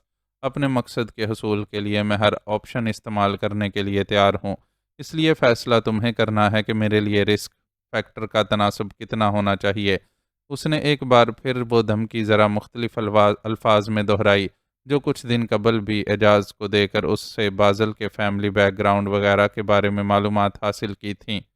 ٹھیک ہے مجھے تھوڑی مہلت دو، میں کوشش کروں گا کہ تمہیں کم از کم مہناز کے واٹس ایپ تک رسائی دے دوں۔ اعجاز جانتا تھا کہ وہ سرفری ہے، اس لیے ایک بار پھر بے بس ہو گیا۔ جو لوگ دل کے زیادہ قریب ہوں وہ زیادہ آسانی سے انسان کو بے بس کر دیتے ہیں۔ اعجاز جیسا چلتا پرزا بھی بشرا گلزار کے سامنے بے بس تھا۔ عالم شاہ جلے پیر کی بلی کی طرح ادھر سے ادھر ٹہل رہا تھا، ایک صوفے پر بیٹھ کر سگار کے کش لیتے ہوئے۔ صداقت شاہ کے چہرے سے بھی پریشانی اور اضطراب واضح تھا۔ اندر خوابگاہ میں وڈیرن خواب آور انجیکشن کے زیر اثر سو رہی تھی۔ مستقل رونے سے وڈیرن کی طبیعت بگڑ گئی تھی اور ایمرجنسی میں ڈاکٹر کو حویلی بلانا پڑا تھا۔ ڈاکٹر کے مطابق بی پی بہت بڑھ گیا تھا۔ بی پی کنٹرول کرنے والی دواؤں کے ساتھ ڈاکٹر نے عالم شاہ کی درخواست پر وڈیرن کو خواب آور انجیکشن لگا دیا تھا۔ اب وڈیرن تو سو رہی تھی، لیکن باقی سب کی نیند تو کیا، ہوش بھی اڑے ہوئے تھے۔ کوئی معمولی واقعہ پیش نہیں آیا تھا۔ وڈیرے صداقت شاہ کی بیٹی اور داماد کو اغوا کر لیا گیا تھا۔ صداقت شاہ کی اولاد میں عالم شاہ سب سے بڑا تھا۔ اس کے بعد دو بہنیں تھیں، بڑی سجل اور چھوٹی مومل۔ سجل شاہ سال بھر قبل اپنے ماموزاد معظم شاہ سے بیاہی گئی تھی۔ معظم تعلیم یافتہ اور سجل کے جوڑ کا تھا، اس لیے بہت خوشی سے یہ رشتہ جوڑا گیا تھا۔ سال بھر کے عرصے میں سجل نے معظم شاہ یا ماموں کی فیملی کے کسی فرد کی کوئی شکایت نہیں کی تھی، اس لیے سب اپنی جگہ مطمئن تھے کہ وہ اپنے گھر میں خوش ہے۔ جب سے اس کے ہاں خوشخبری کی اطلاع ملی تھی، اطمینان مزید بڑھ گیا تھا۔ بہت کھلا ماحول نہ ہونے کے باعث اس موضوع پر آپس میں گفتگو تو نہیں کی جاتی تھی، لیکن اپنی اپنی جگہ سب ننھے مہمان کی آمد کے منتظر تھے۔ وڈیرن نے تو ابھی سے اپنے آنے والے نواسے یا نواسی کے لیے تیاریاں شروع کر دی تھیں۔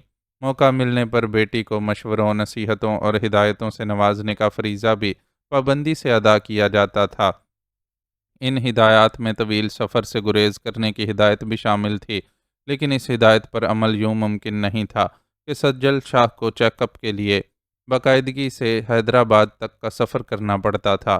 معظم شاہ گاؤں میں دستیاب طبی سہولتوں سے مطمئن نہیں تھا، اس لیے حیدرآباد کے ایک بڑے ہسپتال میں سجل کا نام لکھوا دیا تھا اور ہر وزٹ پر اپنی تمام تر مصروفیات ترک کر کے اس کے ساتھ ہسپتال جاتا تھا۔ کل بھی وہ لوگ معمول کے چیک اپ کے لیے ہسپتال گئے تھے اور پروگرام کے مطابق واپسی میں صداقت شاہ کی مزاج پرسی کے لیے یہاں آ گئے تھے۔ دوپہر کا کھانا انہوں نے یہیں کھایا تھا اور پروگرام کے مطابق شام سے قبل ہی واپسی کے لیے تیار ہو گئے تھے، لیکن عین وقت پر پتہ چلا کہ گاڑی میں کچھ مسئلہ ہے۔ اس مسئلے کو دور کرنے کے لیے فوراً ہی ایک میکینک کو بھی بلوا لیا گیا۔ پھر بھی 1 ڈیڑھ گھنٹے کا وقت لگ گیا اور شام گہری ہو گئی۔ وڈیرن نے کوشش کی کہ بیٹی اور داماد کو آج رات یہیں رک جانے پر راضی کر لیں، لیکن معظم شاہ نہ مانا، اسے کچھ اہم معاملات درپیش تھے۔ وڈیرن کی صرف بیٹی کو روک لینے کی کوشش بھی ناکام ہو گئی۔ سجل خود رکنے پر راضی نہیں ہوئی۔ رواج کے مطابق اسے 7ویں مہینے سے لے کر بچے کے عقیقے تک میکے میں رہنے کے لیے آنا تھا، اس لیے وہ یہ درمیانی عرصہ سسرال میں ہی گزارنا چاہتی تھی۔ توأن و کرہن وڈیرن کو انہیں روانگی کی اجازت دینا پڑی۔ ان کے روانہ ہونے کے بعد بھی وہ خاصی دیر تک اس بات پر ناراض ہوئی تھی کہ ان کے داماد کو گارڈز ساتھ لے کر چلنے کی عادت نہیں ہے اور وہ گارڈز کی موجودگی کو اپنی پرائیویسی میں دخل اندازی تصور کرتا ہے۔ عالم شاہ بھی یہی مزاج رکھتا تھا، اس لیے اس نے ماں کو سمجھا بجھا کر ٹھنڈا کر دیا اور ان کا دھیان بٹانے میں کامیاب رہا۔ کچھ دیر بعد سب اپنے اپنے مشاغل اور مصروفیات میں مگن ہو گئے اور یہ بات ذہن سے نکل گئی کہ فون پر رابطہ کر کے سجل اور معظم شاہ کی خیریت سے پہنچ جانے کی خبر لے لی جائے۔ بے خبری میں سو جانے والوں کو معظم شاہ کے باپ قربان شاہ کے فون نے جھٹکا لگایا۔ اس نے انہیں بتایا کہ معظم شاہ کے نمبر سے کسی اجنبی نے انہیں یہ پیغام بھیجا ہے کہ ان کے بیٹے اور بہو کو اغوا کر لیا گیا ہے۔ اب وہ پولیس اور قانون نافذ کرنے والے کسی ادارے سے رابطہ قائم کرنے کی غلطی کیے بغیر ان کا مطلوبہ تاوان ادا کرنے کے لیے تیار رہیں۔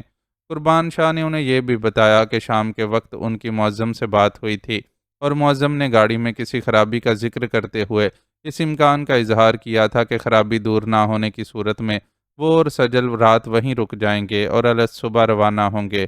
اس لیے اس کے نہ پہنچنے پر یہی سمجھا گیا تھا کہ وہ لوگ رات کو وہیں رک گئے ہیں، لیکن اب صورتحال بالکل مختلف ہو گئی تھی اور اطلاع ملی تھی کہ وہ دونوں اغوا ہو گئے ہیں۔ اطلاع دونوں خاندانوں کے لیے تکلیف دہ اور پریشان کن تھی۔ اغوا کار کون تھے، اس بارے میں کوئی اندازہ نہیں لگایا جا سکتا تھا۔ زمینداروں اور وڈیروں کے بے شمار دشمن ہوتے ہیں، لیکن عموماً یہ دشمنیاں دو بدو مقابلے کے ذریعے نبھائی جاتی ہیں اور یوں اغوا برائے تاوان نہیں کیا جاتا۔ وہ سب شش در تھے کہ یوں سجل اور معظم کو اغوا کرنے والے لوگ کون تھے۔ اپنے اپنے طور پر ہر ایک معلوم کرنے کی بھی کوشش کر رہا تھا، لیکن ساری بھاگ دوڑ بیکار تھی، کہیں سے کوئی سرا ہاتھ نہیں آ رہا تھا۔ احتیاط کے پیش نظر وہ لوگ کسی سے مدد بھی طلب نہیں کر سکتے تھے۔ تاوان بھی بہت زیادہ طلب کیا گیا تھا اور ایک بار کے بعد دوبارہ رابطہ نہیں کیا گیا تھا کہ اس سلسلے میں کسی قسم کی بارگیننگ کی جا سکے۔ معظم شاہ کا نمبر پیغام بھیجے جانے کے بعد سے مسلسل بند تھا۔ قربان شاہ بیٹے اور بہو کی زندگی بچانے کے لیے ذہنی طور پر تاوان کی ادائیگی کے لیے تیار ہو چکے تھے، لیکن مسئلہ یہ تھا کہ ان کے پاس اتنی بڑی رقم کیش میں موجود نہیں تھی۔ پچھلی فصل پر انہیں خاصا نقصان اٹھانا پڑا تھا، اس لیے وہ مالی بحران میں مبتلا تھے، اور ان کے پاس واحد حل یہ رہ گیا تھا کہ وہ اپنی اس زمین کو فوری طور پر فروخت کرنے کے لیے راضی ہو جائیں، جس کے لیے ایک ہم پلہ زمیندار کئی ماہ سے انہیں پرکشش پیشکش کر رہا تھا، لیکن ایک روایتی زمیندار کی سوچ کے مطابق وہ زمین بیکار ہونے کے باوجود اسے فروخت کرنے کے لیے تیار نہیں تھے۔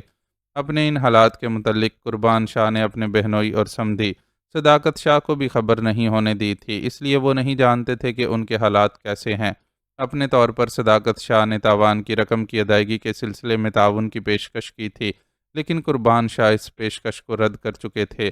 ان کی غیرت کو یہ بات گوارا نہیں تھی کہ وہ اپنے بیٹے اور بہو کی رہائی کے لیے صداقت شاہ سے رقم لیں۔ مشکل حالات میں بھی وہ اپنی وزیداری اور اونچی پگ کی حفاظت کرنے کے خواہش مند تھے۔ ایک طرف قربان شاہ کی یہ روایت پسندی تھی تو دوسری طرف عالم شاہ کا جوان خون جوش مار رہا تھا۔ اس کا بس نہیں چلتا تھا کہ کسی طرح اغوا کار سامنے آ جائیں اور وہ انہیں چیر پھاڑ کر رکھ دے۔ اپنے ہاں ہونے والی معظم شاہ کی گاڑی کی خرابی میں بھی اسے سازش کی بو محسوس ہو رہی تھی، اور وہ سوچ رہا تھا کہ اس طرح معظم شاہ کو لیٹ کروا کر رات کا اندھیرا پھیلنے کا بندوبست کیا گیا تھا۔ غصے میں اس نے حویلی کے تمام ملازمین کو لائن حاضر کروا کر ان سے سخت پوچھ گچھ کی تھی، لیکن ہر ملازم نے ہاتھ جوڑ کر اپنے بے قصور ہونے کی دہائی دی تھی۔ وہ سارے نہایت وفادار اور نسل در نسل حویلی کی خدمت کرنے والے ملازمین تھے۔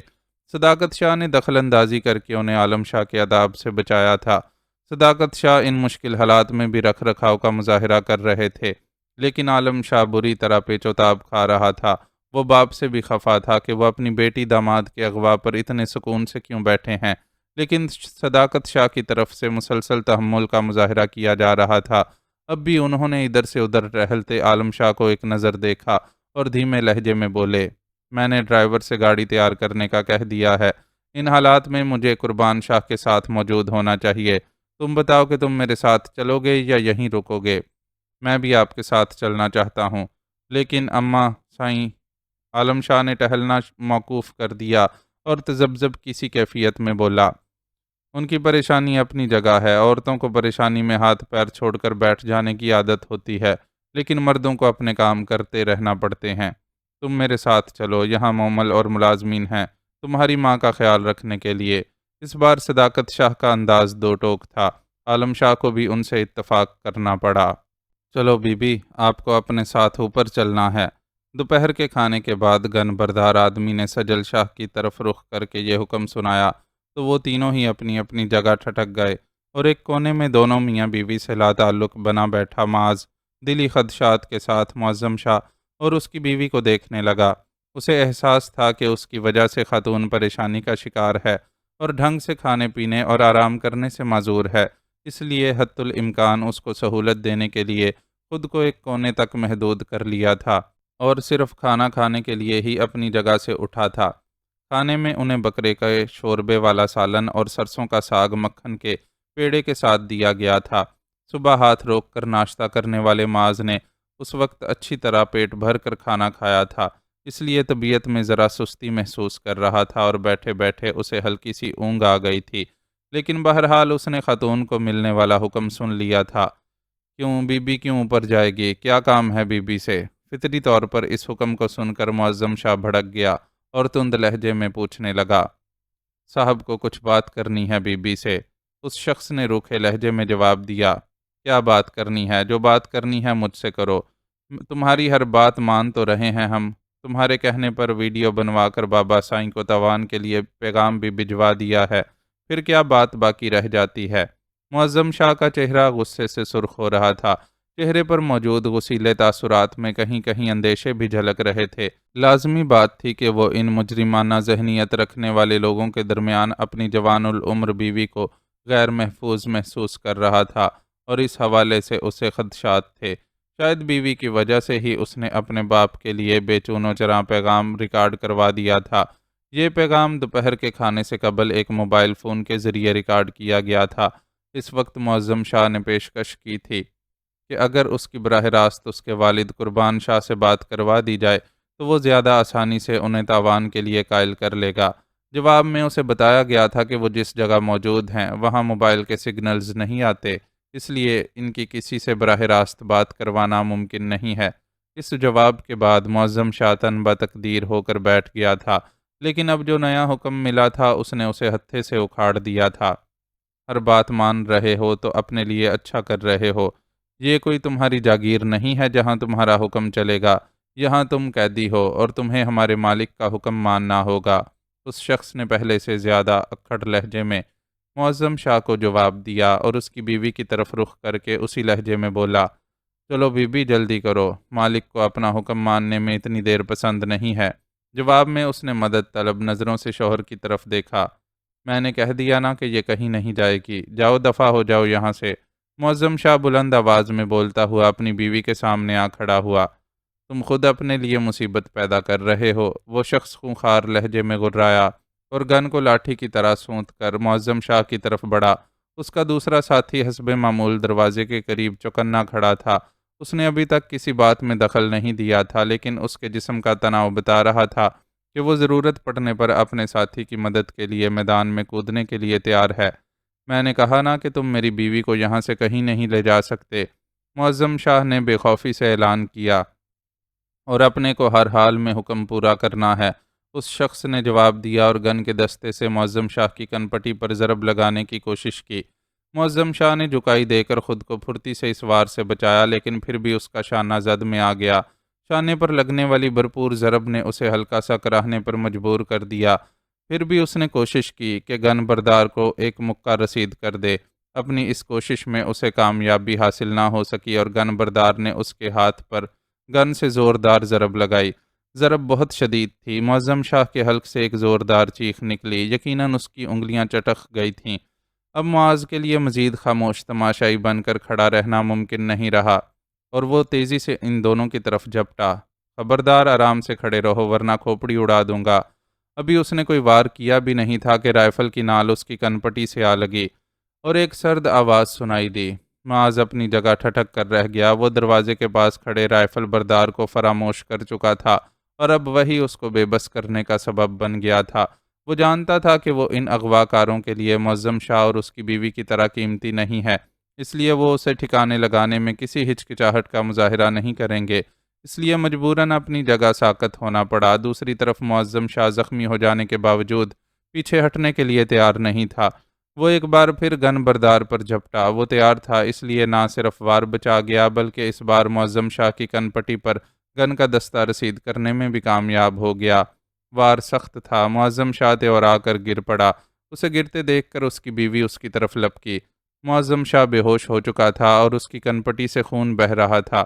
وہ اس کے قریب گھٹنوں کے بل بیٹھ کر اپنی چادر سے اس کا خون صاف کرنے لگی۔ بڑے مضبوط اعصاب کی عورت تھی۔ اس صورتحال میں بھی چیخی چلائی نہیں تھی، بس ایک حزنیہ سی کیفیت تھی جو اس کی سیاہ آنکھوں سے جھلکنے لگی تھی۔ کچھ نہیں ہوا ہے بی بی، ابھی مرہم پٹی کر دیں گے تو گھنٹے سوا گھنٹے میں ہوش میں آ جائے گا۔ تم اس کو چھوڑو اور میرے ساتھ چلو، مالک اتنی دیر انتظار کرنے کا عادی نہیں ہے۔ گن بردار نے اپنے مخصوص اکھڑ لہجے میں اسے حکم دیا اور بازو سے پکڑ کر اسے کھینچا۔ خاتون کے ساتھ تمیز سے پیش آؤ۔ ایک پردہ دار خاتون کو اس طرح کھینچے جانے پر معاذ خاموش نہیں رہ سکا اور اسے ٹوک بیٹھا، تو اپنا منہ بند رکھ ورنہ تیرا تو ابھی فیصلہ کر دیتا ہوں۔ گن بردار غراتا ہوا معاذ کی طرف پلٹا اور اپنی گن کی نال اس کے منہ میں گھسا دی۔ میں چل رہی ہوں تمہارے ساتھ، تم اسے چھوڑ دو۔ یکدم ہی وہ مدھم اور باوقار لہجے میں بولی تو معاذ ٹھٹک سا گیا۔ کئی گھنٹوں سے ان لوگوں کے ساتھ موجود ہونے کے باوجود اس نے اس پردہ پوش خاتون کی آواز نہیں سنی تھی، اور دل ہی دل میں قیاس کر رہا تھا کہ شاید وہ گونگی ہے، لیکن وہ گونگی نہیں تھی۔ وہ تو نہایت شیریں اور سریلی آواز کی مالک تھی، اور اس کے بولنے سے ان حالات میں بھی معاذ کو ایسا لگا تھا کہ کسی نے کانوں میں رس گھول دیا ہو۔ عجیب بے بسی کی کیفیت میں وہ اسے گن بردار کے ساتھ باہر کی طرف جاتا ہوا دیکھتا رہا۔ وہ دونوں دروازے سے باہر نکل گئے تو رائفل بردار نے معاذ کو ایک طرف دھکیلا اور خود تیزی سے باہر نکل گیا۔ اس کے نکلتے ہی معاذ معظم شاہ کی طرف لپکا اور اس کی کنپٹی کی چوٹ کا جائزہ لینے لگا۔ ذرا سی کھال پھٹی تھی اور تھوڑا سا خون بہنے کے بعد مزید خون بہنا رک چکا تھا۔ اس لیے زیادہ تشویش کی بات نظر نہیں آتی تھی۔ نبض چیک کرنے پر اسے گن بردار کی بات درست محسوس ہوئی کہ گھنٹے سوا گھنٹے میں وہ ہوش میں آ جائے گا، لیکن ہوش میں آنے کے بعد اس کا رد عمل کیا ہوگا یہ سوچ کر معاذ پریشان تھا۔ ایک اونچی ناک والا ذرا مغرور سا وڈیرا زادہ، جس نے نخوت کے باعث ابھی تک معاذ سے زیادہ بات کرنا بھی گوارا نہیں کی تھی، اپنی بیوی کو یوں لے جائے جانے پر پتہ نہیں کیا رد عمل ظاہر کرتا۔ کہنے کو تو ان لوگوں نے یہی کہا تھا کہ مالک بی بی سے کوئی بات کرنا چاہتا ہے، لیکن ایسے لوگوں کی زبان اور نیت پر بھروسہ کرنا بھی آسان نہیں ہوتا۔ معظم شاہ کی بیوی سے کوئی رشتہ نہ ہوتے ہوئے بھی وہ اپنے اندر دکھ اور بے بسی کی کیفیت محسوس کرنے لگا۔ اسی کیفیت میں تقریباً 20-25 منٹ کا عرصہ گزر گیا۔ معظم شاہ کے زخم کی ڈریسنگ بھی کر دی گئی۔ مزید 10 منٹ آگے سرکے تو قید خانے کا دروازہ کھلا۔ اس نے بے چینی سے کھلنے والے دروازے کی جانب دیکھا۔ اس کی امید کے برخلاف وہاں وہ موجود نہیں تھی۔ چلو اب تمہارا بلاوا ہے۔ کھلے دروازے میں کھڑا گن بردار اپنی گن لہراتے ہوئے اسے حکم سنا رہا تھا۔ وہ اپنی جگہ سے اٹھ کر باہر کی طرف بڑھا۔ جس وقت ان لوگوں کو یہاں لایا گیا تھا ان کی آنکھوں پر پٹیاں بندھی ہوئی تھیں، اس لیے کوئی بھی کچھ نہیں دیکھ سکا تھا۔ اب وہ باہر نکلا تو دیکھا کہ وہ زیادہ بڑا تہہ خانہ نہیں ہے۔ یہاں صرف وہی ایک کمرہ تھا جہاں انہیں رکھا گیا تھا۔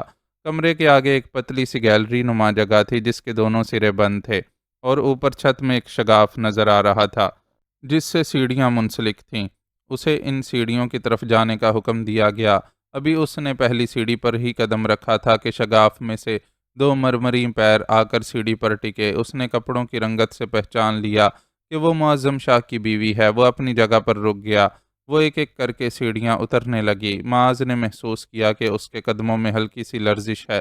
مختصر جگہ پر کم ڈھلوان کے ساتھ بنایا گیا یہ پتلا سا زینہ ایک حاملہ خاتون کے لیے خطرناک ہو سکتا ہے۔ معاذ کے دل میں یہ خدشہ ابھرا ہی تھا کہ سیڑھیاں اترتی خاتون کا پیر رپٹا اور وہ اپنا توازن کھو بیٹھی۔ معاذ بے ساختہ ہی حرکت میں آیا اور اسے نیچے گرنے سے قبل ہی اپنی باہوں میں تھام لیا۔ وہ جو بہت مضبوط اعصاب کی مالک محسوس ہوتی تھی، اپنے گرنے کا نتیجہ سوچ کر یقیناً بری طرح گھبرا گئی تھی، اس لیے معاذ کی باہوں کے حصار میں تھر تھر کانپ رہی تھی۔ معاذ اس کے تیزی سے دھڑکتے دل کی دھڑکن سن اور محسوس کر سکتا تھا، لیکن خود اس کے اپنے دل کی دھڑکن کہاں تھی؟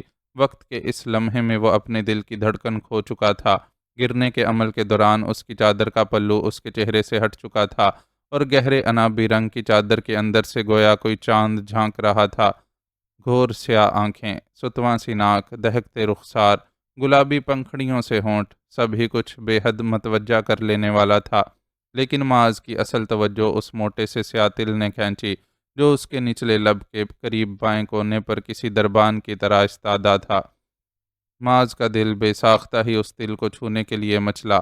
ممکن تھا کہ عالم خود فراموشی میں وہ یہ جسارت کر بھی گزرتا، لیکن وہ اس کی باہوں کے حصار میں کسمس آئی تو اسے ہوش میں آنا پڑا اور نہایت نرمی اور احتیاط سے یوں اسے زمین پر کھڑا کیا جیسے وہ کانچ کی کوئی گڑیا ہو۔ زمین پر کھڑے ہوتے ہی اس نے سب سے پہلے چادر کے پلو سے اپنا چہرہ ڈھانپا اور پھر تیزی سے کمرے کے دروازے کی طرف بڑھ گئی۔ دروازہ کھول کر وہ اندر غائب ہو گئی، لیکن معاذ کے آئینہ دل پر تو اس کی صورت مستقل طور پر نقش ہو گئی تھی۔ ہاں، وہ جانتا تھا کہ وہ جو مشکل سے 10 سیکنڈ کے لیے اس کی باہوں کے حصار میں رہی تھی، ہمیشہ کے لیے اس کے دل کو اپنے حسن کے حصار میں قید کر چکی تھی۔ اس کے ساتھ واردات قلبی عجیب طرح سے پیش آئی تھی، وہ جس کے لیے بے شمار کنواری حسینائیں پلکیں بچھائے رہتی تھیں۔ اسیر ہوا بھی تھا تو ایک ایسی عورت کے حسن کا جو کسی اور کی بیوی تھی اور عنقریب اس کے بچے کی ماں بننے والی تھی۔ ایسی عورت کی محبت میں نارسائی کے دکھ کے سوا بھلا کیا حاصل ہونا تھا؟ لیکن المیہ تو یہی ہے کہ انسان کبھی سوچ سمجھ کر محبت میں مبتلا نہیں ہوتا۔ عموماً محبت کسی طوفان کی طرح انسان کی زندگی میں وارد ہوتی ہے اور اس کی پوری ہستی کو خس و خاشاک کی طرح بہا کر لے جاتی ہے۔ محبت کی یہ بے اختیاری دکھ لے کر آتی ہے اور معاذ کی زندگی میں یہ دکھ داخل ہو چکا تھا۔ اوپر چل چھوکرے، کیا ادھر ہی کھڑے کھڑے سو گیا ہے؟ گنبردار نے اپنی کرخت آواز میں اسے ٹوکا تو وہ جیسے کسی ٹرانس سے باہر آیا اور بوجھل قدموں کے ساتھ سیڑھیاں چڑھنے لگا۔ سیڑھیوں کا اختتام ایک مستطیل کمرے میں ہوا۔ کمرے کی دیواروں پر آسمانی رنگ کیا گیا تھا۔ ایک دیوار پر کسی قدرتی منظر کی پینٹنگ لگی ہوئی تھی، جبکہ دوسری پر بڑا سا الارم کلاک آویزاں تھا۔ باقی دیواریں بالکل خالی تھی۔ دیواروں میں کوئی کھڑکی یا روشن دان نظر نہیں آ رہا تھا۔ اور آمد و رفت کے لیے صرف ایک دروازہ موجود تھا۔ فرش پر ہاتھ سے بنا ہوا قالین بچھا تھا، جس کا ایک حصہ تہہ خانے کا راستہ کھولنے کے لیے ایک طرف سے ہٹا ہوا تھا۔ معاذ کو اندازہ ہو گیا کہ تہہ خانہ صرف اسی کمرے کی وسعت تک محدود ہے اور عین اس کے نیچے بنا ہوا ہے۔ وہ جس کمرے میں داخل ہوا تھا، اس کی جنوبی دیوار کے ساتھ اس طرح کرسیاں اور میز لگائی گئی تھی کہ کسی دفتر کا سا منظر بن گیا تھا، لیکن میز کے بائیں جانب کھڑا ڈھاٹا پوش اور ریوالونگ چیئر پر بیٹھا ماسک منڈا آدمی اس منظر سے میل نہیں کھا رہے تھے۔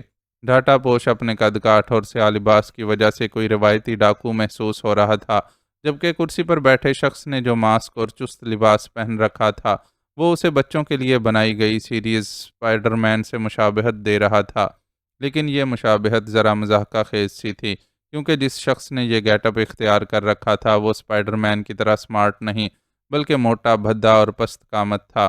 معاذ کو اس شخص کے مقابل لے جا کر کھڑا کر دیا گیا۔ معاذ کے اطراف خالی کرسیاں موجود ہونے کے باوجود معاذ کو کسی کرسی پر بیٹھنے کی پیشکش نہیں کی گئی تھی۔ کیا نام ہے تمہارا؟ اسپائڈر مین کی بھونڈی نقل نے ماسک کے گول گول سوراخوں سے اپنی آنکھیں معاذ پر مرکوز کر دیں اور لہجے کو باروب بنانے کی کوشش کرتے ہوئے دریافت کیا۔ معاذ احمد، اس نے سنجیدگی سے جواب دیا۔ تنویر نے بتایا ہے کہ تم اسے کیرتھر کی پہاڑیوں پر بھوکے پیاسے بھٹکتے ہوئے ملے تھے۔ حلیے اور لباس سے تم کوئی دیہاتی معلوم ہوتے ہو، لیکن بول چال کا انداز تمہیں شہری بندہ ظاہر کرتا ہے۔ اب تم ایسا کرو کہ ذرا تفصیل سے اپنا مکمل تعارف کرواؤ تاکہ میرے لیے تمہارا کوئی فیصلہ کرنا آسان ہو جائے۔